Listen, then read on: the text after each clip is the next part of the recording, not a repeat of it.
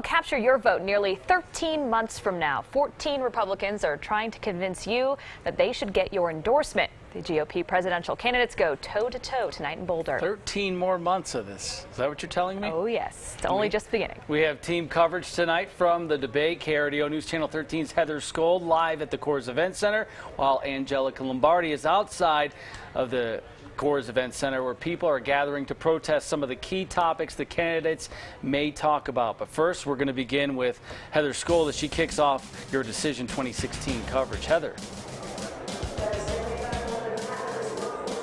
Yeah, Robin, Rana, the polls have certainly favored the political outsiders. So who is trending? Well, it's not the person with a storied military or political career. Instead, it's a retired neurosurgeon and a ex-reality TV star, being Donald Trump. Ben Carson. As you know, Donald Trump has been trending in the polls by and large since August. Now, that changed as of last week when that poll came out of Iowa and Ben Carson toppled him.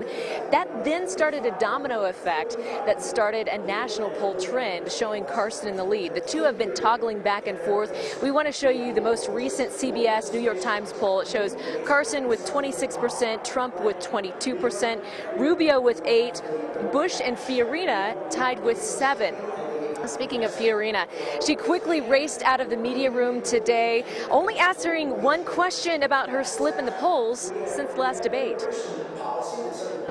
Well, look where I am on this stage. Look where I am. You know, August 6th, I wasn't on the stage at all. September, I had to fight my way on the stage, and now I'm in 4th position on the stage.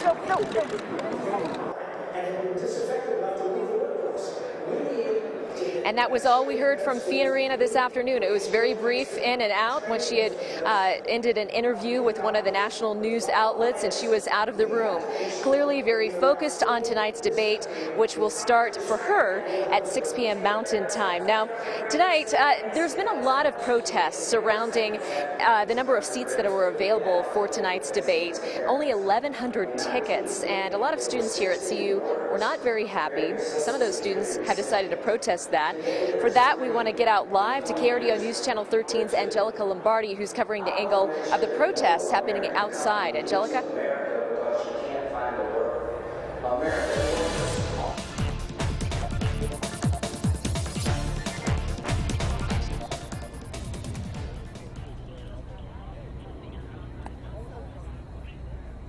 Well, Heather, there are hundreds of people who can't get inside that debate, and many of them are out here protesting, many of them trying to get their messages across. Take a look. You can see several people holding signs, chanting. They're in costumes. There's airplanes flying over these protests. Now, we spoke with a variety of groups who have spent a majority of their day out here. Some groups we spoke with are advocating for more gun control. We also spoke with a group of conservative students who were holding signs in support of their favorite GOP candidates. One organization was protesting hedge funds, saying the political system donates too much money and it should be spent elsewhere. I think when we talk about the wealthy in America, sometimes we don't talk about the super wealthy, right? The hedge fund managers that are making billions of dollars a year, paying less taxes than the majority of us, and then we end up, stuck with the bill. So we know that they've donated hundreds of millions of dollars so far in the presidential race between Democrats and Republicans, and we're just out here to kind of spread the message.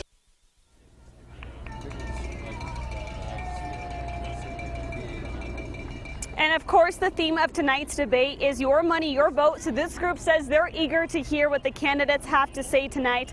And coming up tonight on News Channel 13 at 5, we'll hear from one group who's advocating for gun safety, saying that these candidates need to address this topic. We'll tell you why. We'll have that and much more coming up later on. Live in Boulder, Angelica Lombardi, KRDO News Channel 13.